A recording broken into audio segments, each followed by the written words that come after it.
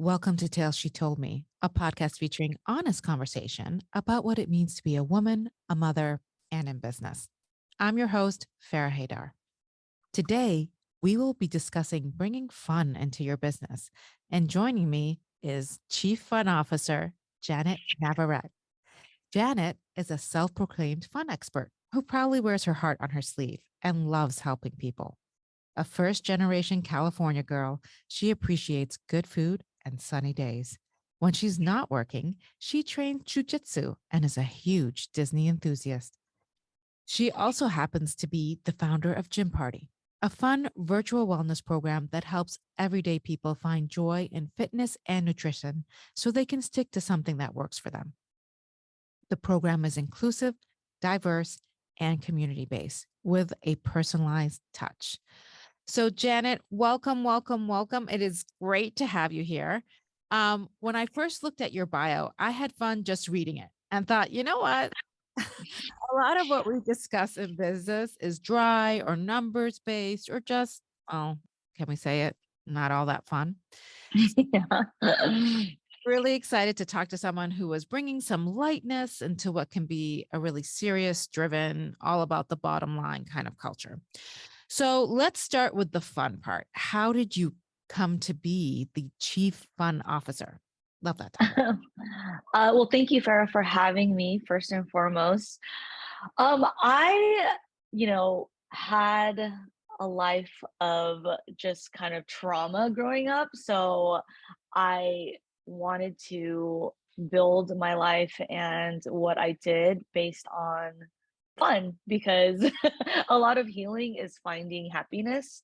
And I find that whatever you do, you kind of have to center it around what makes you happy. And I obviously not every day is going to be sunny days, but that's what makes you appreciate these fun sunny days. So I just wanted to do something different. And so Gym Party started through COVID.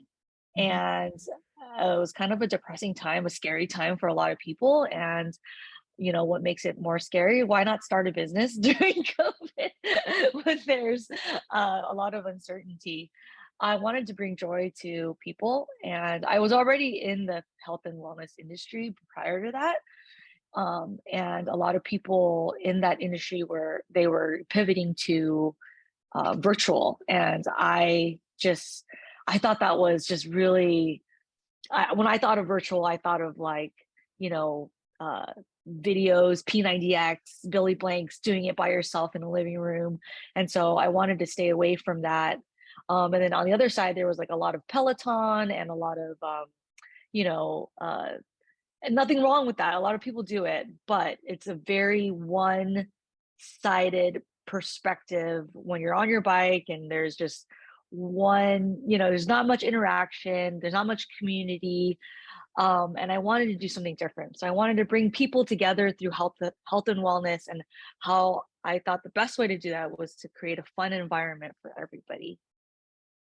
That's amazing. So, yeah, I agree with that. And also I would note that those both Peloton and, are equipment heavy, right? Right, exactly, exactly. Yeah, and I wanted to make it accessible. I wanted to, along with the fun, because you don't want to be reminded of like, oh, I can't afford a bike, I can't afford a watch, I can't, and then you're kind of like, well, then I can't be healthy because I can't afford these things. But I wanted to make it a way where you can work out at home with whatever you have, with the people that you can connect with online, and make it more of a accessible, less barrier type of community. So, okay, great. So tell me, like, how do you approach it? Let's say you have a problem, and in business, I say a large part of business is always about just solving problems. So you have a problem. How do you approach it? And you're like, okay, how do you bring fun into this? Yeah, a lot of it is honestly just bringing my personality to it. It's a lot of WWJD, what would Janet do? and um and if a lot of those things don't bring a smile to my face, then I don't kind of Obviously I work. There are days where I grind and I do back end stuff, and obviously there's a lot of that happening as well. But I have to think ultimately what drives me and what motivates me, and then that's bringing people together and it's helping people. So at the end of the day, my decisions are based on am I bringing people together in a positive way? And Mm. if that is what's happening, then that's going to drive me to continue to make it more fun. And how can I bring color into this? How can I bring something that's going to make people feel connected to each other? A lot of times in fitness, it's very surface based. So it's very six pack abs, count your calories. It's not really what creates happiness on the inside and out. And so I'm trying to create happiness on the inside through fitness and wellness and nutrition, making people feel good on the inside, making people feel good about themselves, building confidence. And that tends to bring out fun, that tends to bring out positivity, that tends to bring out connection. So at the end of the day, if I'm bringing people together, I think that's what's going to make it fun. So tell me, like you have, this is Gymparty. It's obviously a community-based program. So I am really curious because I feel like, some of the touting of the internet and social media is, oh, this creates community. I actually am not so on board with that. I'm not entirely sure it creates community. I think it creates a lot of audiences, a lot of people watching other people, but I'm not sure it creates connection unless it's used in a very specific way. So, what are some of the best practices on how to create a genuine community in this ever advancing digital world? Yeah, do you mean just online in general? It's like really hard to build a community. Well, that and even like in person, like how do you do it in your business? Because yours is obviously community based. And that seems to be what you led with. Right, right. Absolutely. I think it starts from the top, just like any other enterprise. Community is kind of like a business entity on its own, and you have to be genuine. You have to be willing, like as a leader, I have to be willing to look human. I have to show up vulnerable. I have to be okay with making mistakes. I have to own up to the mistakes. I have to make fun of myself, so just celebrating the small things and the big things. So I think exuding that as a leader already helps this creates people. It makes it so that people can shed the layer of approachability. So like they're going to be wanting to connect, right? Like there's already a shield up when you're behind the screen, behind a computer screen, and you're, on your keyboard. There's already kind of that layer of like, do I really show who I am? And like, especially with social media, you never know what the truth is on with that person. So I think as a leader to start off with, you kind of have to be okay with like, I'm gonna make mistakes, and I'm gonna be okay with showing that I'm human. That allows people to kind of buy into the business, into the brand. Um, and on, one of the tangible things that I do is I allow people to make suggestions, and I'm always open to suggestions. So if there's feedback, I always try to listen. It's never just I'm always asking my members and my clients like, what can I do better? Yeah.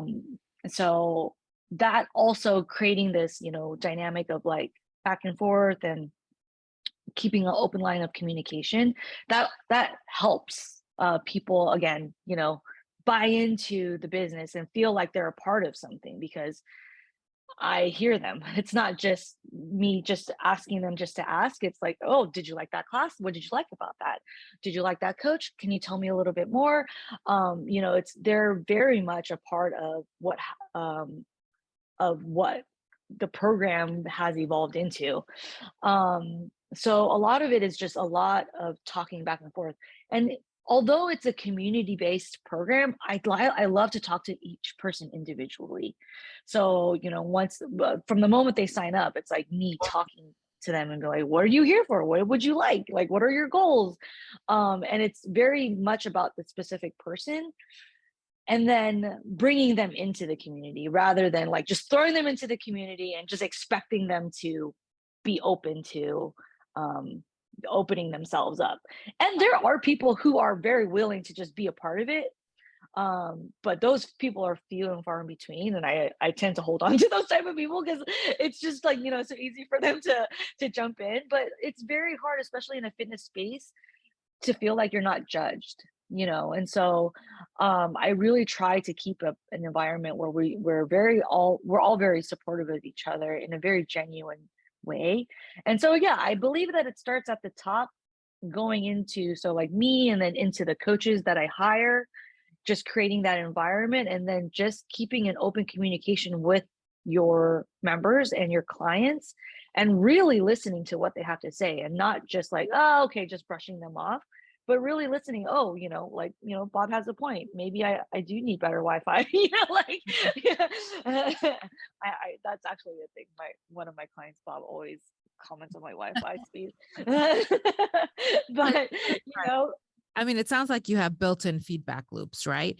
And absolutely. contrary to maybe what we are used to with like national surveys, it sounds like you really want to contextualize feedback. So you go deep, like not maybe very wide in your feedback, but very deep in the feedback, Mhm. which is very Exactly. interesting. And there's something I want to note also when you talk about other community builders, and I want to expand on that a little bit, is your openness to it. What I find with some people is they're very afraid of losing control of the business. Mhm. So when they see other people becoming maybe an essential part or improving on it, they kind of almost curtail them because it's a loss of control. Absolutely. I couldn't agree with you more. And I think what I learned most about the pandemic is that nothing is in your control. And I think that's also what makes it fun, because then it's not just not on me anymore. It's like it's on everybody to create this fun environment. Like, I can lead the charge, but once I for instance, I'm currently pregnant, and I'm going to be going on maternity leave in a couple weeks, and I feel so good about leaving, for a month or two, or however it turns out to be, because I know, like, what I've established is built in within each person. So it's like they're going to continue to thrive in this community without me, and that's exactly what it should be. It shouldn't rely on one person, but because I started the business, like, obviously I have to kind of exude that brand. But I'm so excited. This is the first time I'm actually stepping away, and I'm so excited to see how it thrives. Well, congratulations. As a fellow business owner, Thank I can tell you that is the most difficult thing to do, is to step away. But it's also, if you can wrap your head around it and you prepare for it, it's also probably one of the best things you can do for the business, because you don't want it to be solely reliant on you. You don't want it to be that, Right. it doesn't function if you're there. So I find this very interesting. Like, just listening to your story, you talk a lot about finding Gymparty, but kind of not connecting it solely to your brand. But you've also seemed to have found a very distinctive voice, right? How did Mhm. you find your voice as a female leader?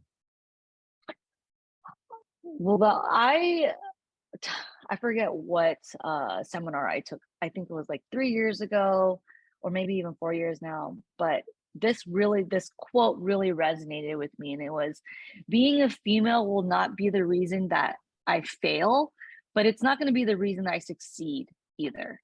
Mm, So taking that, I just wanted to be myself. Like, female or not female, the best way to find your voice is to figure out, what qualities do you look for when you're looking for a leader or someone that you would want to follow? And from there, because I've had horrible bosses, I've had horrible leaders, I've had horrible work environments, I've had toxic work environments. And I just want to be someone that I would want to work for, or I would want to follow.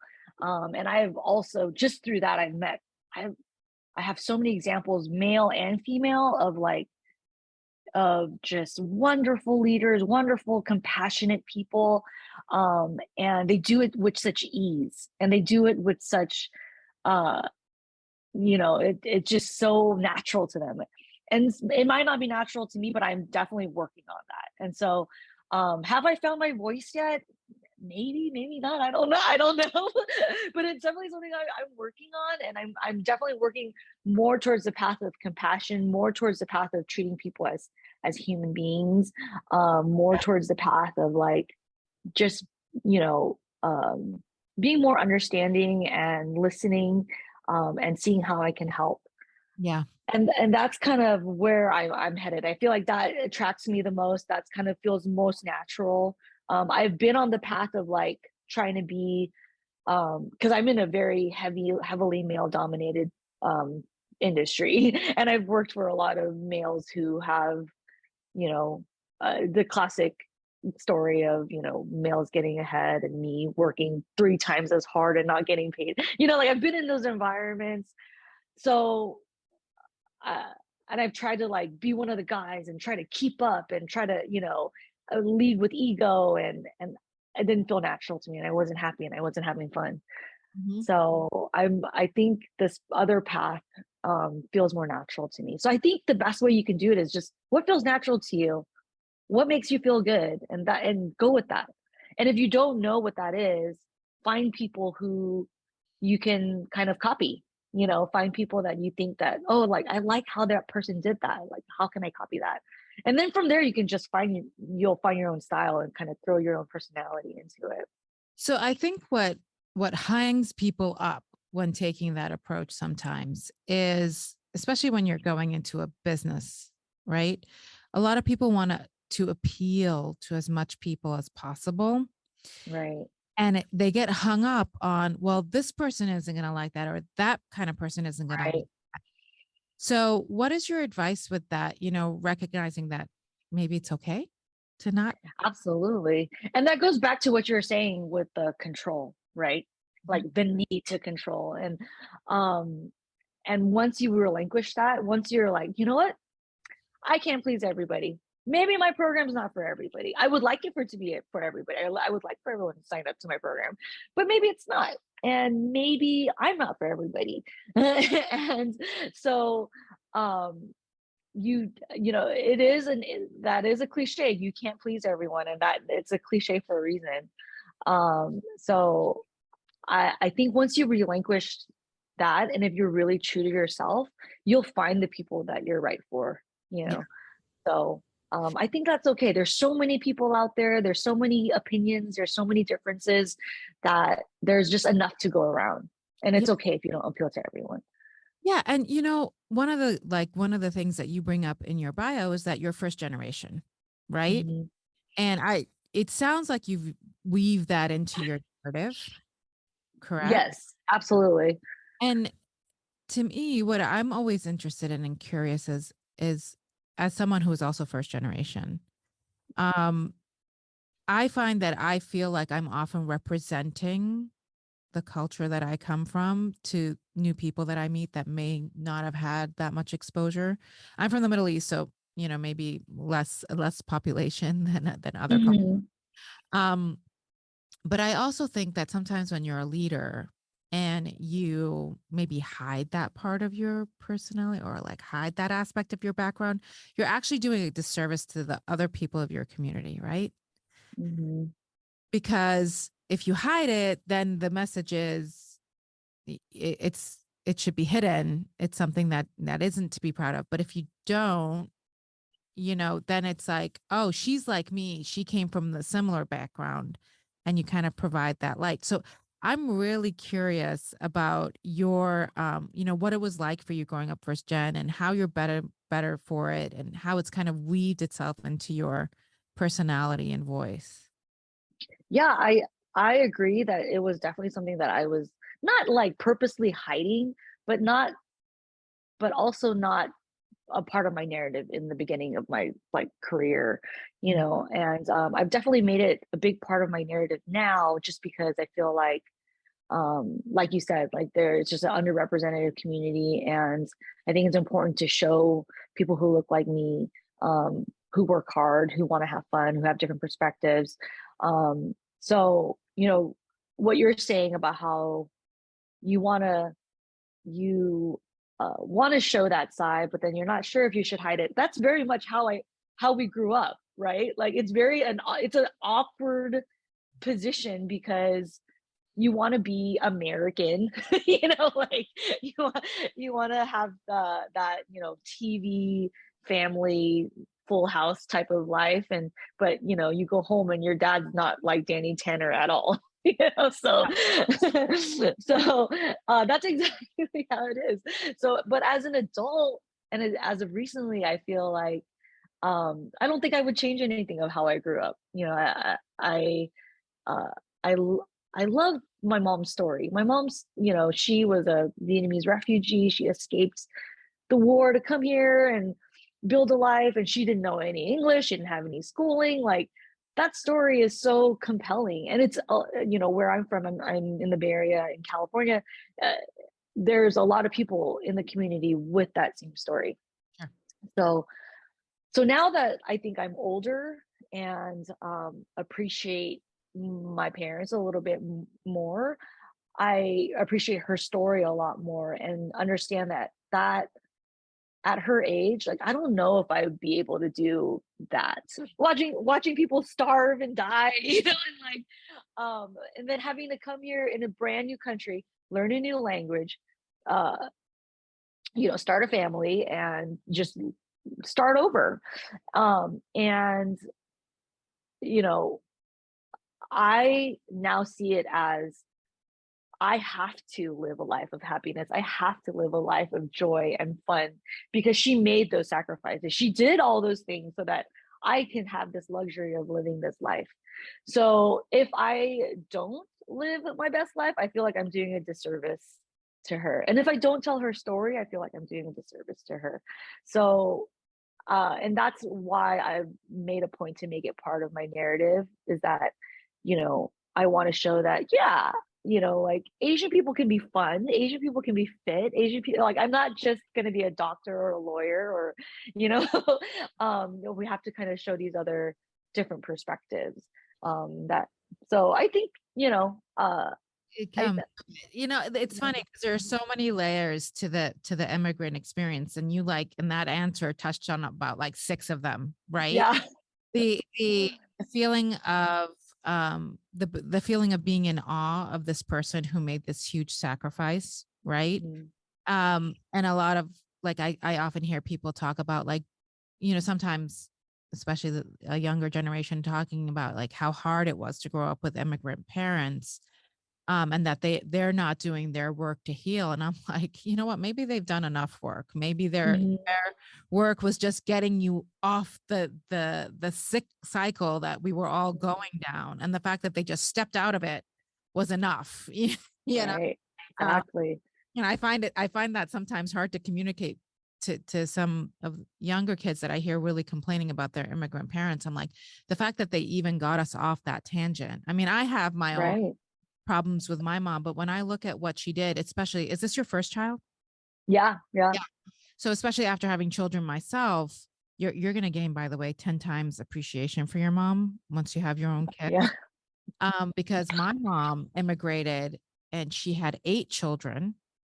Oh my God. I was her ninth that was born here, and Oh my she gosh. didn't immigrate to a city. So your mom, immigrated to the Bay Area, and she maybe had a Mhm. community of Vietnamese people around her. Yeah. My mom had no community. She Yeah. had a sister that lived across from her, and that was it. And she barely spoke the language. And more importantly, she lived in the suburbs, like in Cape Cod, Massachusetts. So in the suburbs, and did not drive. Oh. So this is like, and she did that for 10 years, and she raised kids who were, I mean, her eldest when she immigrated was about 16. So she raised kids from like basically being born to Mhm. in that environment. And now, like before, I used to be like, well, why didn't she do this? And now, and she was also not highly educated, like, right? She was highly educated for a woman of her time and background. Like she was like, oh yeah, I went to ninth grade. Like most of my friends didn't go be seventh or eighth. Like I was highly Mhm. educated at the time. And she was raising daughters who were becoming PhDs and masters and like, so it's there's so many layers to it, right? Like Yeah. I'm Yeah. taking over the interview, but No, I love it it's the because layers, I understand. it's those layers and layers and layers of it. And you know, obviously you present as Asian or Vietnamese. Um, Mhm. someone who doesn't present that way, sometimes that made it a little more complex because it was like there was always that moment when people found out. Right. Right. Like I present, a lot of people think, oh, you're Italian American or, whatever, especially in Cape Cod, Massachusetts in the 70s, like they thought Yeah. we were Italian originally. Yeah. But then there was that moment they're like, oh, wait a minute, you're what? Yeah. And this was during the 70s and 80s when, the Middle East wasn't the most popular place in the world. Mhm. Uh, Mhm. so it's such an interesting story about how it like brings layers to our own story. So I appreciate that. And I do think that every immigrant kid goes through that debate of how much do I expose and how much do I hide and how has it influenced me and all that. So yeah, and that pressure to feel like I gotta make it good because a lot was Right. Exactly. yeah. Yeah. Thank you for sharing your story. There's so many layers, and it could be a whole 3-hour series podcast, like just on and on and on. Especially with Tales all of those immigrants told. siblings. Yeah, exactly. Maybe we should start a podcast. Immigrants told. Absolutely, that's part of it. So let's go back to the other, well, the rest of your identity, which is as a business Mhm. owner. So obviously there's some people out there that are looking to start businesses and all that kind of stuff. What's the one piece of advice for someone who wants to start a business that you would give? That is a very difficult question. But I think what's most important, and it's funny that this question was presented to me because I've been kind of thinking about it. Like when you get pregnant, you think about Mhm. a lot of things. Like, well, if you're pregnant and a business owner, you're thinking about like, oh, like how do I spend my time? Because your business is your baby, and then now you're having a baby for reals, and then you're like, now I have two babies, I don't know what to do. So, I think at the core of it, you have to find what truly motivates you, Mhm. and if that's going to bring you happiness through bad times and good times and really, really, really bad times. And if you think it can't get any worse, it will get worse. So you have to have something strong enough and compelling enough to motivate you, because there are going to be days where you're going to be like, should I just sell this? Yeah. Should I just move on? Um, and it's okay to have those thoughts, but then you have to go back. Okay, well, why am I doing this?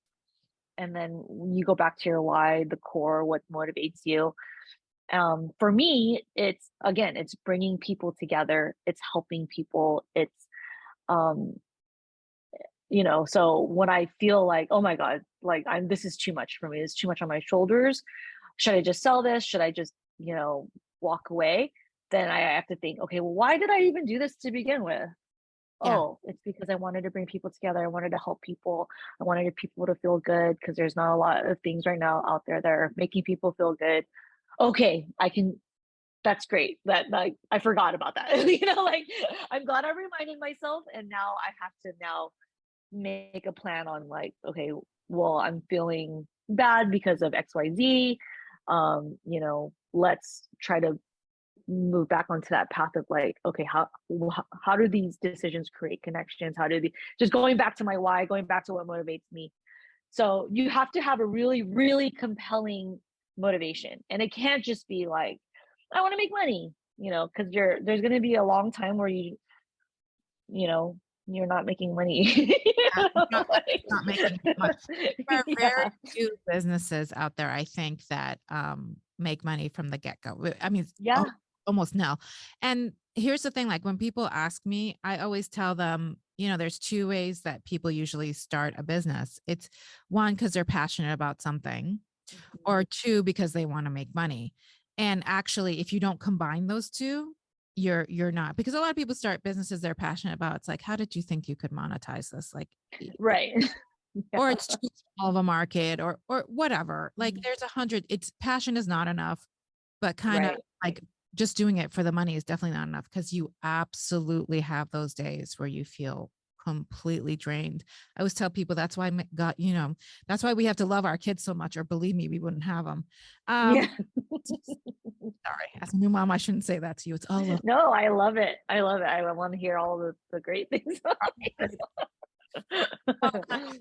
talking about joy and finding joy, tell me this. What is a weird habit or ritual you have that makes your life more joyful?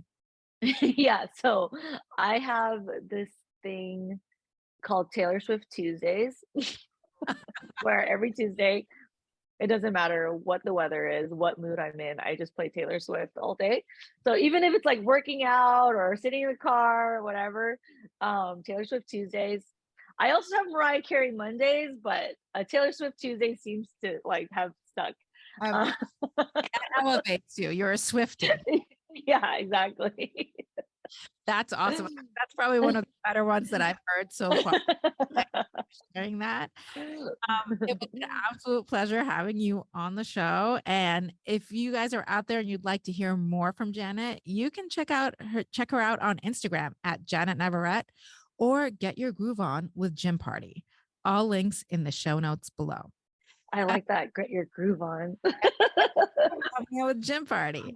Um, as always, I'd love to hear from you about this episode. How do you bring fun into your work or business? Hit me up on Instagram or Facebook at Farrah Haidar. Don't forget to hit the subscribe button so you'll get notified when a next episode is available. Also, I'm giving away a PDF of some of the best quotes we've had on the show, beautifully designed to print and journal your thoughts. Email me at farrah@farrahhaidar.com and title it Quotes. Talk to you soon. Till then, chase your happy.